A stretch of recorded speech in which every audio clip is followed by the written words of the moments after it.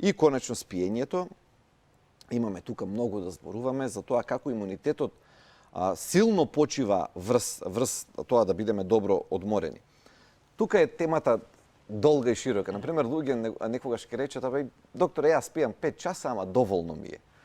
И сега тука се отвара одма дискусија дали на вистина ни е доволно или сме се навикнале, бидејќи ние можеме со навика чудо да направиме, во смисол да го навикнеме телото да спие помалку, 5 часа, например.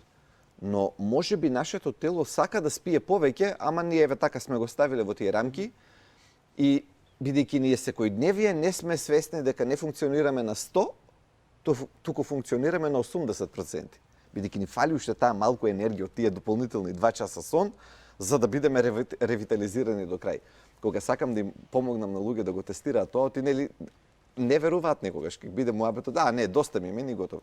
Има еден многу интересен тест, вели во втората половина на денот, потпрете се вака на фотелија, значи потпрете се вака и од страна фатете лажиче. Значи лажичка да држите вака од страна и долу да има нешто, ако падне, да се слушне. Тенџере, например, или така некако, без белја да бидне. И пробајте вака да се потпрете и да видите колку е часот и за колку минути ќе го пуштите, ќе се опуштите неминовно. Прашањето е на која минута ќе тресне тоа доле и ќе ви извади од памет. И сега тој тест вели дека ако под 5-та минута го испуштите лажичето и се разбудите, па ќе проверите колку време нели се случило тоа, тоа е јасен показател дека не спиете доволно и дека имате така наречен хроничен умор.